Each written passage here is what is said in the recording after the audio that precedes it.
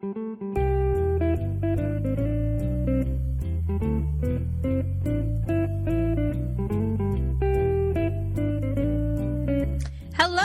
and welcome to the inaugural episode of Oh No, Ross and Carrie, the show where we explore the paranormal, fringe science, spirituality, and more, all from a scientific standpoint.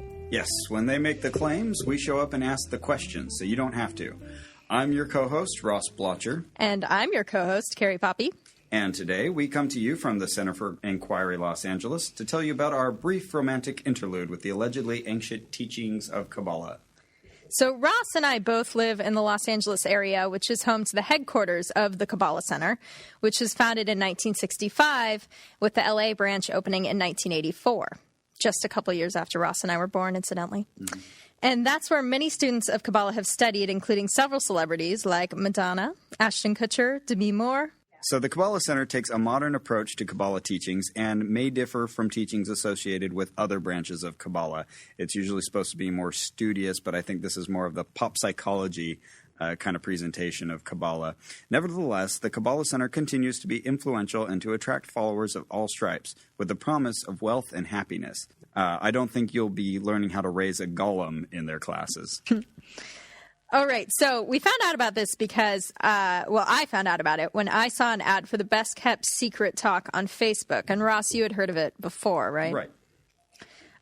So we went to this once. We went in March of 2010. Right. Yeah, we wanted to go again. We didn't know the last time we went that we would be telling anyone about it. Right. And our first journey was such a joy. We really wanted to repeat the experience. True. We had a good time there. And this tells you a little bit about who we are as people, that we actually enjoy doing that sort of thing. Right. Absolutely. So right before we went this time, the teachers from the center actually called us to confirm that we were coming. And I had this very awkward, rehearsed sort of interaction with the woman who called, who had this very practiced cheerfulness about her, where she was like, "Hey, oh, Carrie, hi, it's Susie calling from the Kabbalah Center. Oh, how are you?" It was very uncomfortable, but I agreed to go anyway. And one of the reasons that I committed to going, Ross, was that they said they would have coffee and tea, which will be key. That's a promise. In this story. Yeah. Yeah, she called me too, but she got my answering machine, and she sounded fine. You heard it. She sounded okay. Yeah, she was not as excited about you. Right, okay. I mean, which is, Before we attended our talk, we wanted to get a little background on what Kabbalah is and what it teaches. We learned that, in our understanding, Kabbalah is in essence an offshoot of Jewish mysticism. It is monotheistic and teaches that there is a God who brought the universe into being, and that most of what we experience is actually an illusion of the senses, and that the only true reality is the divine reality, or the reality that God experiences. Kabbalah means to receive in Aramaic, referring to the special knowledge that you receive. The substance of Kabbalah consists of these hidden messages that are within the original Torah. They are expounded upon in various books, including the Book of Formation, which is attributed to Abraham himself, even though the patriarch is guessed to have lived from the 19th century BCE to the 17th century, somewhere in there. And there's no evidence of there actually being a written Hebrew language until about 800 years later. Although, to their credit, they did sort of waffle on whether it was written or spoken. So right. We had a previous mentor, who we'll talk more about later, who was very, definite. Oh, yes, Abraham wrote it. Absolutely. Right. And he wrote it. Even though this was before writing, he wrote it. So another one of the primary texts of Kabbalah, and the one that would be brought up repeatedly at the Best Kept Secret seminar, is the Zohar, which was originally written in a dialect of Aramaic. So Zohar means splendor or radiance, and it comes in about 24 volumes, if we remember right. We didn't actually see it in the bookstore, which is interesting. It's one of the most important, apparently, books that God has given us, but it got bumped out for Madonna's 4 children's books. Well, they keep referring to it, like when we talk to them, they say, oh, I was studying the Zohar the other day, kind of like, a Christian would talk about Bible study. The Bible, yeah, absolutely. Yeah, but we didn't see any on offer. I'm assuming they, want to withhold it, so you don't just buy it and study it yourself. Yeah, just find out all the secrets yourself and go home. They don't get I wonder if they have a Kindle edition. We should find out. So it's taught that the lessons of the Zohar were transmitted orally from God to Abraham and others, and eventually transcribed by Shimon bar Yochai, who was inspired by the prophet Elijah. The Zohar was kept secret for 11 centuries before Moses de Leon, yes, you heard me, Moses de Leon, translated the work for the masses. Some academics hold that the Zohar itself was actually authored by Moses de Leon himself, and is thus a fraud from the get-go. So, like many other historical relics and writings, it just kind of appeared without provenance, and so, we should be a little suspect. Followers of Kabbalah, of course, believe just the opposite. Right. So we got to the center, and in my opinion, it was this very beautiful building. It was immaculately maintained, and you could tell that these people have money, or this organization has money. Would you say that's right? Yeah. I guess. It fit in on Robertson Boulevard down there. I don't think I would have noticed it driving by, but once you get inside, then everything is really nicely laid out. The bookstore is pretty fancy looking. For sure. So, and speaking of the bookstore, we actually had to walk through it to get to the class. A very clever scheme there. Yeah, well, we should talk about, how you walk in and there's people at tables. They're ready to meet you. They give you a name tag immediately, and they're very friendly. And then they kind of pass you through into the bookstore, like you say. And so there's many different things. Of course, one of them is the Kabbalah water. Yes. I kind of wish we hadn't seen it right away. It was my favorite thing in the whole store, and we saw it first. Felt like we blew our load. We're drawn to that kind of thing, just because it's so pseudoscience-y to have your own water on offer. So this was $4.50. $4.50, right? For a that's as much as a latte or a mocha. The mocha that I'm drinking right now was like $4.75. I tell you, it's a lot more expensive than gasoline for your car. Yes. For the quantity you get. We examined the label. It said, "Over the millennia, ancient Kabbalists understood water to be the source of all cleansing. Making use of Kabbalistic meditations, we can further enhance the water's innate, life-giving, restorative properties the way nature intended." And then it says how your purchase of the water supports activities of the Kabbalah Center. It says that the source of the water is Quebec.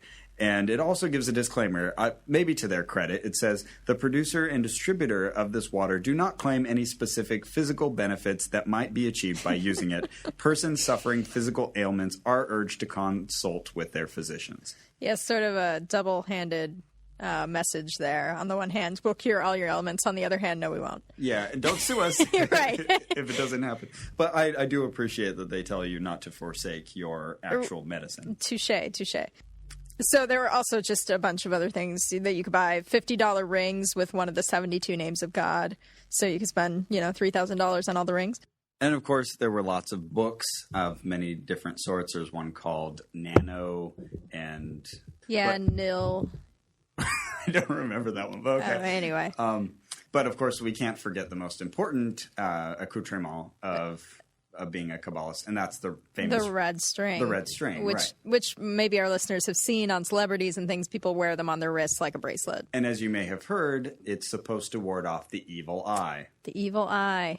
Which is apparently the look of greed or jealousy. Ill will. Oh, jealousy, I think, was the main thing, right. That, people... Oh, didn't they talk the first time we went, about people who drain energy from you? That people will kind of, as they envy you, they drain your positive energy out of you. Right. And by some means. And so what this does is it absorbs it. I was wondering if it, deflected it or something, but apparently it absorbs it, which concerns me slightly because you're wearing this thing. Actually, I'm wearing mine right now, and it is absorbing this negative energy, and it's right around which your I am wrist. shooting at you. Yeah. And, well, and this lady came up to talk to us. She became very excited when we were standing by the red bracelets. They're $24. $24 in a little cardboard satchel thing that tells you where they're from. Right. Now, next to all the $24 ones, there was a large ball of twine. It was red. It looked more like just red yarn. Right. But they had it there, and some of it was cut up. And so I grabbed a piece, because it was just kind of freely associated. And took it. And that's what and took it, yes. And so that's what I'm wearing now. So I don't know if it's fully effective, but I did have people give me the evil eye, and I didn't feel any ill effects. And as the woman was describing to us about the evil eye and how this was so effective, she was actually saying, when a woman walks into a room and she gives me the up and down, I can feel its power and whatnot. And I was giving her the most insane, intense glare, just... just trying to test it out. And I kept thinking, oh, God, Ross, look at me, and burst out laughing. I'm but so you glad didn't. I did not notice you doing that, because then I would have burst out laughing. That would have been awkward. So It was still my goal. luckily I was paying attention to her. But she was saying how the string itself isn't originally red. We found that out. Right. It's a white string, but it's dyed red. That's important. And then it's tied around the tomb of Rachel. The biblical matriarch. Right, which is, it's what's believed to be her tomb, and I guess it's in Bethlehem. So we looked up the history of the string a little bit, and we found that there is an ancient tradition regarding a charm that is more fertility-based, that it's supposed to ward off diseases even. So we didn't see anything about the evil eye. Right. So the string has a long, torrid history of maybe doing many, many things. But at some point recently, it morphed into absorbing the evil eye. And we were trying to ask her questions like, well, how is this that we are projecting energy through our eyes? Because she very clearly said that energy was being transmitted. Right. And so I was like, well, how is this being generated? So, Oh, I'm sorry. I was going to say one more thing about that. And that's every time we would talk to someone about this red string, they would mention that it had to be tied around Rachel's tomb. They'd even tell us that it had to be dyed red. But then they'd say, but there are other things that have to be done to it. right. Like, they would just leave it up like it's this big mystery that they couldn't explain to us. A very loud ... on there. Exactly, yeah. A pregnant pause. Yes, indeed. So, after we had gone through the bookstore, we headed out to the courtyard, and I was excited about the free coffee and tea that I was promised. And Ross, was it there? Well, there were tea bags that were very varied and impressive, but there was no hot water. There was no hot water. So yeah, then we were ushered into this hall. We'd been there before, but it was a very large kind of conference room, a lot of tables. I didn't count, but maybe like 10 or 12 tables. Oh, I think more. Really? Yeah. Okay. I would say upwards Imagine of as 20. many tables A as you lot. want to in that room. A lot. And they were packed. We were trying to find 2 seats at the same table, and our friendly mentor, each table comes with a mentor who can answer your questions afterwards. Marcy, she found 2 extra chairs for us and set them up. Yes. Which she was probably sorry for by the end of it. Right. So we sat down, and they asked us to introduce ourselves to the others around us, tell them what we did, and tell them a secret question that we had. A secret one. Yes. And I didn't really have any secret questions. I mean, most of the things of mine that are secrets are statements. Right. Yeah, or something that you wanted addressed today. So, yeah, I was kind of Right. scrambling in my mind to think of a secret. And I was sitting next to this very friendly guy named Tony, and so we chatted a bit. And I was expressing, honestly, that, I'm a bit skeptical about this, and I'm, going to ask some more hard questions. And so David Phillips, the speaker, then came up, and he immediately asked us, so what are some of these questions that you're, trying to address? And so people were throwing out ideas like, how do I live without fear? And What's my purpose? And so I raised my hand, and he picked on me. I said, how do you blend science and mysticism? And he said that's one of his favorite questions and that he would get to that. I don't remember him getting to I don't that. think he got to No. that. My question was, how was the universe or multiverse formed? Oh. And the woman I was talking to just kind of looked at me like, why are you here? Right.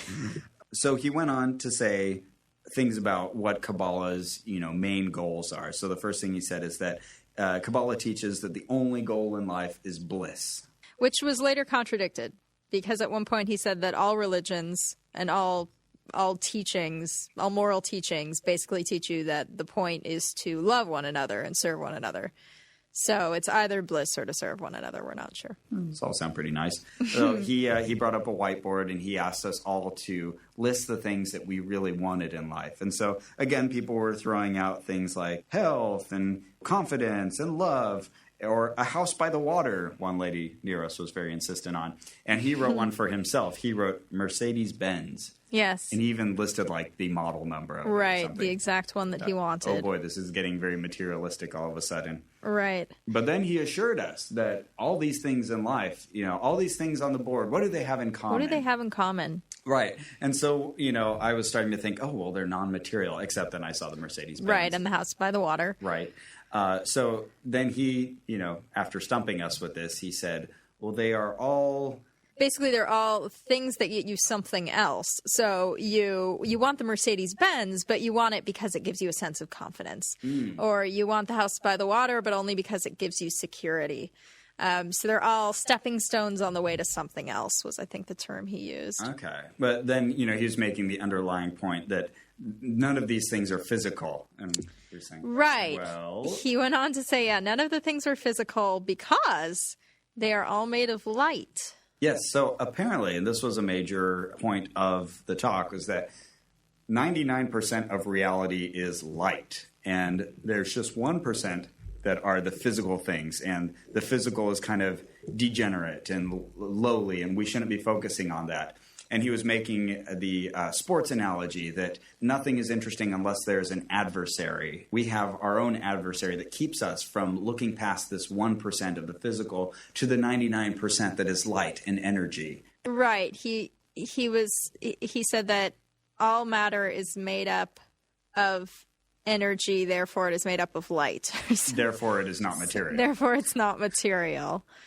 Yeah, we sort of wondered what these words meant anymore. Right, exactly. Meanings kind of went out the door. At one point he said, "Stop me if I don't make sense." Right, and we were waiting. We were trying to stop him, but sort of waiting on the edges of our seats for a moment to stop him. I should say that this guy was very charismatic, very attractive, sure. Good-looking guy. No wedding ring, ladies. It's amazing how women notice that. I never pick up on that. Okay, not married, ladies. Oh, yeah, more about the adversary aspect. So he was saying that we don't want to watch a game where you're just seeing Michael Jordan make slam dunk after slam dunk. We want to see our favorite sports stars overcoming some kind of obstacle. So in the same way, we have an adversary in life that we need to overcome. Right, and it blocks us from the light, from the true reality. Yes. So that's one of the key elements, is that the world that we see is actually the quote-unquote 1% reality. It's not the reality of God. The reality of God is the 99% reality, which, of course, is made up of light. We were, of course, listening for kind of science-based statements. Anything that was very definite knowledge that could be either agreed with or refuted. And so he said, for example, the old canard, we only use a portion of our brains. Now, usually I hear that we only use 10% of our brains. And he had downgraded this to 6% of our brains. And someone in the audience yelled out, shouted, 4%. And he said, okay, 4%. And so we lean into each other like, do I hear 3? Right. That's not true at all. We use all of our brains. Also, he said, I was reading in the Zohar recently that the sun is green. Did you know that? The sun is green. And then challenged us. Go look it up. The sun is green. So we did. We did. Yeah. And if you look at the output of the sun, in terms of the wavelengths of electromagnetic spectrum, then sure enough, it does peak around the 500 nanometer range, which is on the verge of blue and green. And that means absolutely nothing because the sun puts out a ton of radiation. We see it as yellow visually. But to their credit, plants are green because they can absorb a lot of the sun's energy that way. Anyways. Yes. To Kabbalah's credit, plants are green. You heard it here. Yes. But it's so common, like with these claims that the ancient truths, foretold future scientific discoveries, that they suffer because they're not predictive. They're post-dictive. Right. Yes. After the scientific discoveries are made, then all of a sudden you discover, aha, that was predicted in my holy text, or if it's not holy, then my predictive text. Right. And then so it becomes useless if you have no predictive power. Yeah, so why do we have to struggle for hundreds of years to find it out the hard way if it was known all along? Right. It just uses it as a trump card later. But, oh, look, I figured it out. Right. Why is it always figured out in the lab and not the pulpit? Right. Another one of these was that the Zohar says that the earth is round, and found this out 1,500 years before Columbus. And then I pointed out to our mentor that Eratosthenes discovered the circumference of the earth quite accurately in the 3rd century BCE. So, which she just sort of nodded about. And also the Zohar, of course, tells us about good and bad cholesterol. So that's useful. Right. That's important medical information. I'd be very curious to know what word was translated as Cholesterol.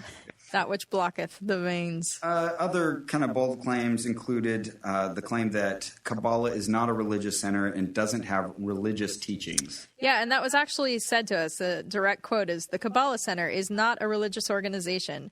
And our mentor repeated that to us and told us that Kabbalah is compatible with any religion, even atheism. Which seems to be true as far as their teaching goes, that you can believe any religion and add Kabbalah kind of on top of it. I have a hard time seeing how atheism could be compatible with that. But since Kabbalah teaches that there is a God. Right. And atheists generally believe there is a lack of evidence of a God. That seems to be a problem. It did seem that this system might be compelling for someone who's in a rich environment, lives in the middle of LA, say, and wouldn't be very useful for someone in sub-Saharan Africa who is starving. Yeah, and very much this seemed to reflect kind of the prosperity gospel. This kind of positive thinking can affect how the world works. Carrie even asked our mentor directly. I asked her about The Secret. I said that it sounded pretty similar to The Secret, and she said, a lot of these things, these truths, they have many names. You might call it Kabbalah or Kabbalah, as she sometimes pronounced it. You might call it Kabbalah, you might call it The Secret, you might call it quantum physics, but they're all the same teaching. And I said, well, okay, but The Secret is like $12 and your class is $270, so why should I go to your class? Which she kind of just said, oh, you should come to our class because there are other students there. It's way more fun. Yeah, after the talk and all throughout the presentation, we were constantly encouraged to join this Power of Kabbalah class, only $270 for 10 classes. And that was, repeatedly sold to us. Yes, emphasized pretty strongly. But to their credit, we got into this event for free. For free. Twice. Right. And so, they do No coffee, though. Right, no coffee. But there were yummy snacks. There were like chocolate-covered pretzels and these like salty almonds. And boy, was I really working on those. I ate a lot of them. So our mentor, Marcy, she had been studying there for a couple of years. She said that she started out studying on the phone and ended up moving to LA to study in person at the Kabbalah Center. So this had obviously been a big deal in her life. And she said that she had seen all these improvements in her life since she started studying. So I asked her to give us an example. The only example she could think of was getting a job that she liked. Getting a job that she really loved. That's nice. Which is great. But, I have a job I really love, and you have a job you really love. Now, she had a very take it or leave it attitude about Kabbalah. So she didn't wear the red string. She didn't feel that she particularly needed it. And she seemed to take that kind of approach to anybody joining it, like, whatever works for you well, take it, whatever makes you happy. That seems to be a refrain around the building. Right. Whatever makes you happy. Yeah, if that makes you happy, then that's fine. In fact, she said the same thing about The Secret to me. She said, if The Secret makes you happy, then do that. And pretty soon after that, a lot of our table left, probably to go buy The Secret. Right. For it's $12. A lot cheaper. And the poor mentor, everybody else kind of exited quietly and... But oh no! Oh no, we stuck around. Yeah, exactly. I guess that's why So she gave us a really hard sell on these Tuesday, Thursday classes. She kept asking whether we were available on Tuesdays and Thursdays. When we would ask questions that were kind of probing, she would say, well, you should talk to someone at the Power of Kabbalah class. Right. And especially when I mentioned that question about, well, what about people in the third world? If this is really universally true, then it should be helpful to everyone on this planet, not just the rich people. So what does someone in the third world do with this information? And she did bring up some charitable things that Kabbalah does in developing nations. Brought up a program called Raising Malawi, which does appear to be a charitable organization and focuses on poverty in Malawi. So that was kind of reassuring, but didn't really tell us, but how do those people use this system to their benefit? This is how you're using Kabbalah to benefit others, and that's great. But how does this information help these people? When we would try to ask about more esoteric teachings of Kabbalah, they would, really kind of back away from those questions. Like I asked about the 10 circles that are connected. It's this symbol that you saw all over the building in the tracts that they sent us. And it's supposed to represent like the 10 different attributes of God and be one of the teachings of the Book of Formation. But she didn't want to talk about that and said, oh, really, you can learn more about that if you attend the Power of Kabbalah class. So that was really the end of our visit. Yeah. So after we had left, we were told that we would have this follow-up with a man named Yosef. We had actually asked to talk to a teacher after the class. So we both got these emails from Yosef asking when we'd want to talk. Yosef did contact me, and I decided to just give him honest feedback because he was asking what I thought of the class, and I was just honest. Well, it didn't make a lot of sense to me. I was looking for something more consistent with a scientific view of the world. So I kept asking him about scientific things because he would say some statements that just sounded kind of unjustified. For example, when I first asked, why did it take so long for these secrets to be shared? He said, well, we are in the 6th millennium, and so we're now ready for these truths. I said, wait, 6th millennium? Like, are you saying that the earth has only been around for 6,000 years? And he said, oh, well, it could be thousands of years. Well, what about all the teachings of evolution and the findings of science? How do those reconcile with the teachings of Kabbalah? And he said, well, science confirms many of the teachings of Kabbalah. He talked about the sun being green, and he talked about the sun being green. When I pressed him on, what about the scientific fact that the earth is about 4.5 billion years old, he said, I don't know what to say. If that makes you happy to believe that the earth is 4 billion years old, then I'm happy for you. And so then I kind of pressed him on the point, well, so is science only right when it agrees with the Kabbalah or confirms what the Kabbalah has to say? And he kind of backed off of that, kept saying that, well, Kabbalah is very simple. We don't focus so much on the science. We focus on being happy. It's just like how computers, they only use 1 and 0, which are the connections between all the nations.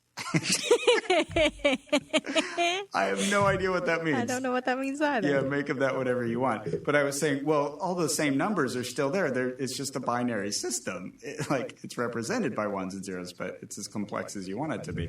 That kind of fell on deaf ears. He also was saying that anybody who was influential or famous was somehow secretly studying Kabbalah. Right, and we got some wonderful examples. Einstein. Right, Kabbalist. Did you know that? I didn't know. Leonardo da Vinci? Yes. I believe. Was attributed as a Kabbalist. And Newton. Oh, okay. He gave the example of Michelangelo and said that, there's even clues in the Sistine Chapel. Everybody always says it's an apple tree that they were eating the fruits from, but it is revealed in the Zohar that it is not. And on the ceiling of the Sistine Chapel, it is indeed not an apple tree. Just some generic fruit, kind of looks like a persimmon or something. And so I said, well, the Bible itself doesn't say apple. That was just kind of a later misconstrual. That was kind of the essence of my talk with Yosef. I kind of ended by saying, well, would you agree that truth cannot contradict truth? And he said, oh, yes, absolutely. And I said, okay, well, I feel the teachings of the Kabbalah Center do disagree with the truths of science. And we ended it there. And he was happy that you were happy with that. I hope so. So to Yosef's credit, he didn't seem to give you too hard a sell on the classes, it sounds like. Oh, no, actually, I must say he did. Okay. For sure. So I took a different tack from you in contacting Yosef. Mm-hmm. I wrote back and said that I had a personal concern that I wanted help with, and this is not true, what I told them, but I told them that I had been diagnosed with ovarian cancer, and what did they think I could do to help myself without going the route of Western medicine. Right, because we wanted to see, are they going to tell you, Kabbalah can solve all your problems, which would be very bad, or would they actually tell you to seek medical advice? Exactly, as one should. So at first I didn't get a response. It took quite some time. When I finally did, they kind of kept passing me to other people. But finally I did get a response after a couple weeks telling me that I should go and seek medical attention, and that they didn't recommend seeking a spiritual answer in place of a medical answer. That was good news. Did they also say, you should also be coming to the classes or make any kind of sell? No, not really. I think that they, because of the tone of my email, I think that they expected that I was already sort of sold on that angle, but they didn't push it any harder than that. Well, good for them. So a good friend of ours runs a nonprofit, and she was able to help us look up the Kabbalah Center's most recent tax filings, which are public record. And admittedly, neither Ross or I are trained in nonprofit law, but a quick review of their filings showed that while the Kabbalah Center teachers may tell their newest visitors that they aren't a religious organization, they're telling the IRS something quite different. Under reason for public charity status, the Kabbalah Center chose the option a church, convention of churches, or association of churches. And in explaining which major services should qualify the center for tax-exempt status, they wrote, provided lectures and religious services to individuals in connection with the teachings of Kabbalah. So one thing that I thought was peculiar about our interactions at both of these meetings was that we knew that Kabbalah had come out of the Jewish tradition, but it was almost never mentioned. The Torah wasn't mentioned. Judaism was barely mentioned. Abraham was mentioned. And when we brought this up, it was sort of swept under the table, almost in a hush-hush way. They don't seem to want to be associated with Judaism at all, even though we saw many men with long beards and yarmulkes on their head. But especially our first mentor, Rhoda, right, was saying very emphatically, oh no, this is not Jewish at all. Right. Other greatest hits from Rhoda include saying that all the teachings of Kabbalah have been proven absolutely within the last 20 years. Yeah, which is pretty amazing. And when we asked her for examples, like the red string, she had said protects you from the evil eye. So Right. I said, okay, has there been a study that's proven that in the last 10 years? And she said, I'm sure there is. Very confident, that lady. And like we asked her about astrology as well. Like, you know, we're very science-minded people, but you're talking about astrology here. Do you actually believe that the sun and the planets control our actions? And her response was, oh yeah, that's all been proven by science. Oh, okay. Yeah, oh well. Great. Pack up our stuff. Let's go.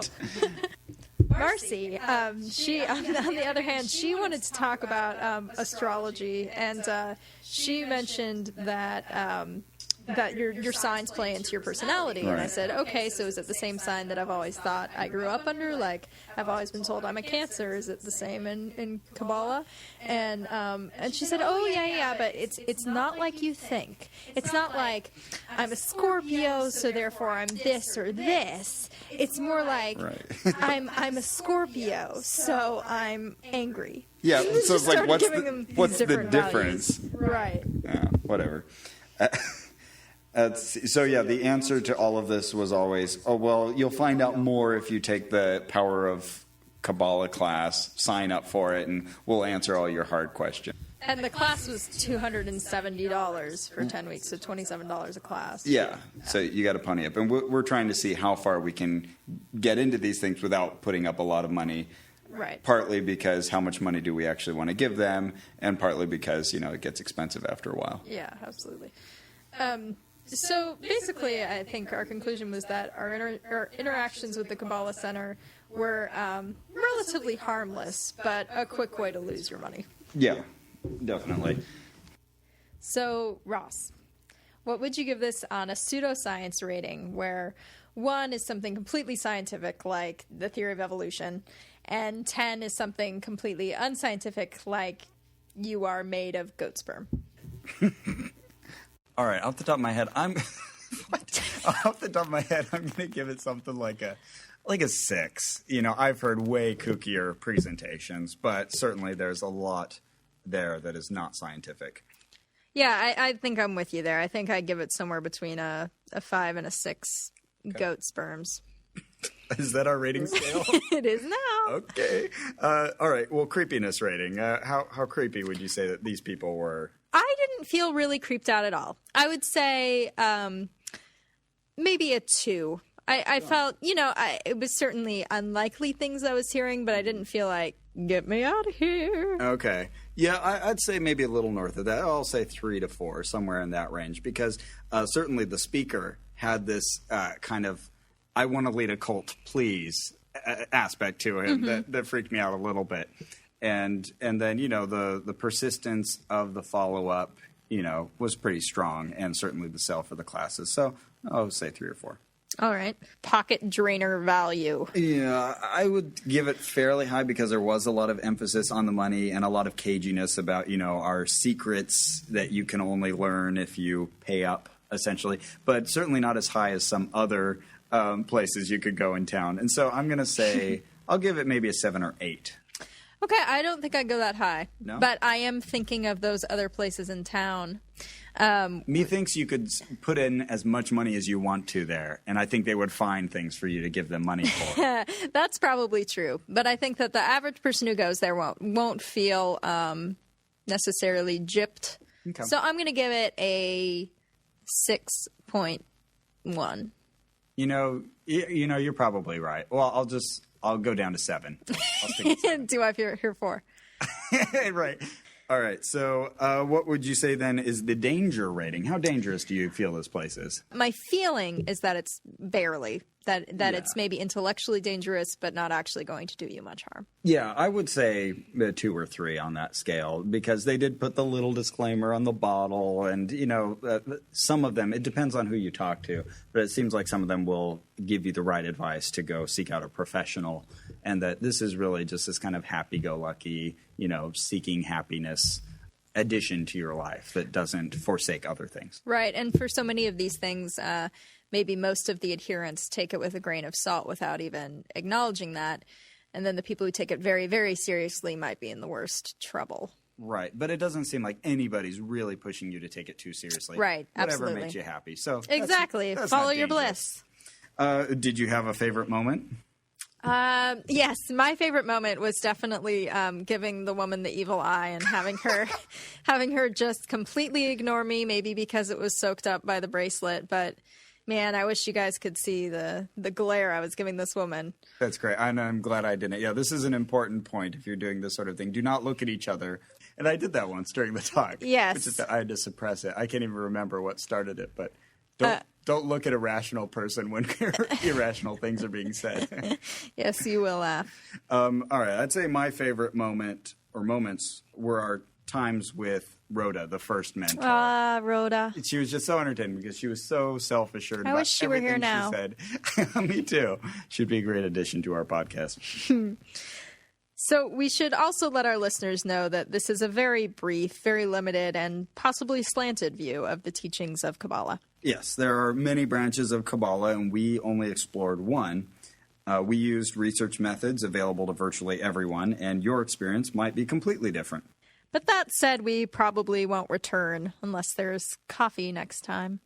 That's it for our show. We would like to thank our producer and engineer, Ian Kramer. Who can't say bye to you because he doesn't have a mic. He says bye. He's thinking it. He's waving. He's waving.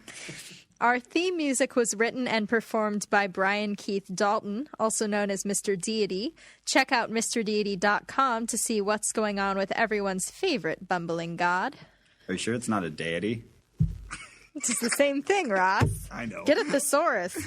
Thanks to the Center for Inquiry Los Angeles for hosting us. Check out cfiwest.org for the center's upcoming talks and events. And remember that the views expressed here are our own and do not necessarily reflect the views of the Center for Inquiry or its affiliates. If you're interested in finding us on the web, visit onopodcast.com. You can also find us on the Facebooks. But before we go, we have a puzzle for our listeners. It's our hint of the week. Oh. Get it right, and you'll not only have a clue about what our next show is about, but the first person to get it right and include their mailing address will receive something cheap and useless in their mailbox. Shit. This week's clue is, I hopey I don't lose my hearing. Send us an email with what you think our next topic is to clue@onopodcast.com. Thanks for listening, and remember, you can think outside the box. But don't leave the evidence inside it.